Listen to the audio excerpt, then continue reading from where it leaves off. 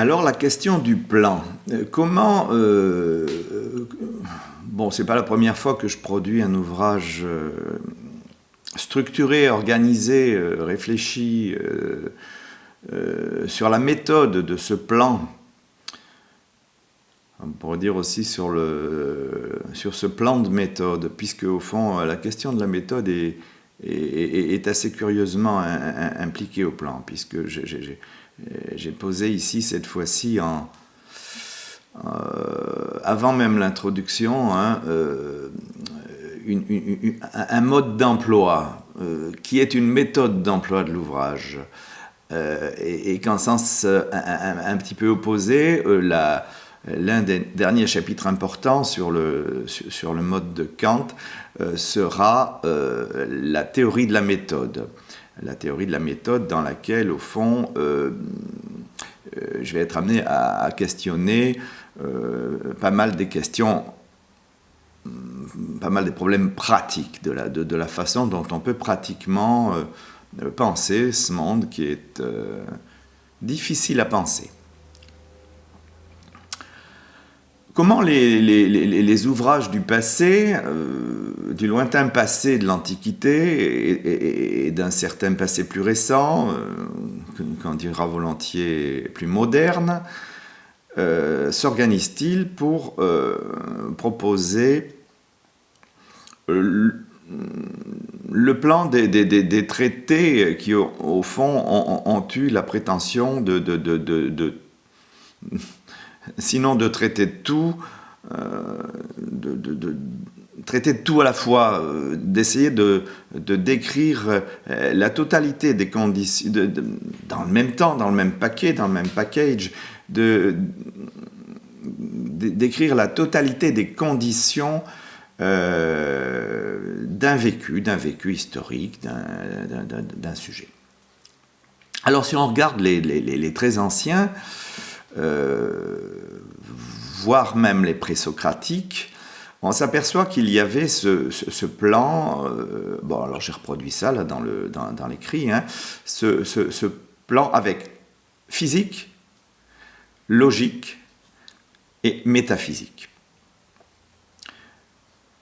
Que j'ai fait correspondre donc avec aussi ce qui sera repris ensuite plus tard chez Kant, cette question de l'esthétique. Je pense que cette façon que les Grecs avaient d'aborder la physique recouvre peut-être davantage ce que Kant a placé sous le terme d'esthétique. Le chapitre logique aborderait au fond dans l'Antiquité, la façon que nous avons de chercher à poser des thèses, d'assurer la consécution de nos prédicats. Et enfin, la troisième partie, métaphysique, je la mettrai aussi peut-être en rapport avec la question de l'éthique, c'est-à-dire cette grande partie de l'ouvrage qui traite de tout ce qui vient après les choses données par la nature d'une part et par un traitement très formel, le traitement très formel que nous permet de produire la logique, mais la façon que nous avons au fond de vivre en pratique le monde, c'est-à-dire cette façon métaphysique de le percevoir. Bon, voilà, c'est comme ça que j'ai présenté les choses à l'étage, on va dire, présocratique, et puis ensuite aristotélicien, avec esthétique, thétique, éthique. Alors, on fait un grand bond parce que les plans des ouvrages scolastiques sont souvent tellement respectueux de la base aristotélicienne qu'on peut les inclure dans cette première partie. Et je saute directement à Kant. On aurait pu s'intéresser à Pascal, à Spinoza, chez lesquels on va retrouver ces données, mais j'en viens directement à la façon dont Kant a organisé le plan de ses critiques, c'est-à-dire quand même ces grands ouvrages, ceux qu'il a voulu les plus organisés, les plus démonstratifs, les plus étayés. Et les critiques de Kant sont organisées selon la tripartition, toujours pareil, esthétique, mais cette fois-ci analytique, et enfin dialectique. Alors, ça nous amène à faire cette sorte de parallèle que les philosophes professionnels ne manqueront pas de contester, bien entendu, mais que je pose comme ça, d'une manière pratique, justement, qui est de placer la métaphysique un petit peu au même niveau que celui de la dialectique. Alors après Kant, c'est un peu, on pourrait dire, le grand chambardement, et les ouvrages, notamment de la grande phénoménologie, pourrait-on dire, vont se disposer sur le fil de ces trois données de la connaissance, et de la connaissance de soi comme de la connaissance du monde et de la connaissance d'autrui, que sont la psychologie, pour ce qui concerne le monde des données, ce qui m'arrive, ce qui me tombe dessus, et par la même occasion dans quoi je tombe d'ailleurs. Et ensuite, le mode de traitement de cet ensemble de données, qui sera la logique, encore une fois, là. Et puis enfin, on revient un petit peu à la question de départ, mais dans une question qui devient aussi une question terminale, qui est la question de l'être, et qui est une question qui, elle aussi, se pose après. Une fois qu'on a reçu toutes ces données, on peut se poser la question de l'être. Que suis-je moi qui les reçois, ces données? Que sont-elles à la manière dont elles m'arrivent, etc. Donc, la question de l'ontologie. Voilà. Dans un chapitre un petit peu à part, je place Freud, qui n'est pas à proprement parler un philosophe, qui est une sorte de novateur, un type un peu bizarre, et qui amène une vision différente du monde, de la subjectivité, du rapport à soi, etc. Et donc un vocabulaire différent aussi, mais peut-être pas si différent que ça. Alors j'ai placé d'une manière peut-être un petit peu arbitraire, mais que je soumets à la sagacité, à la perspicacité des auditeurs,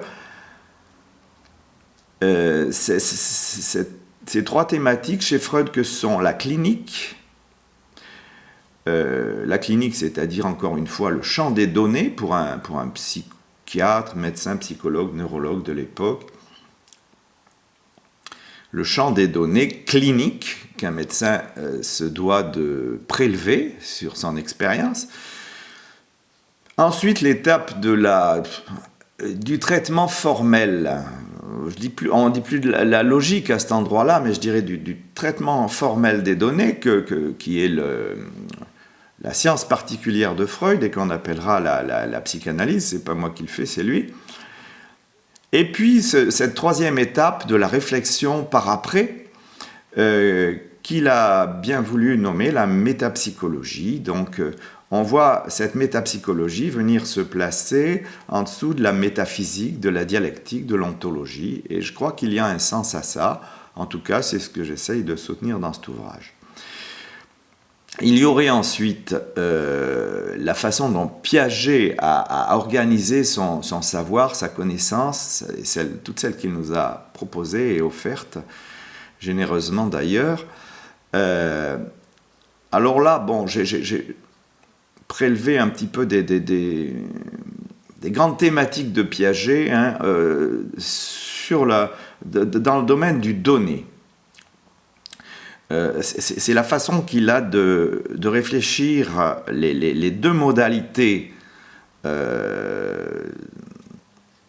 selon lesquelles les choses nous sont données, que sont les classes et les relations.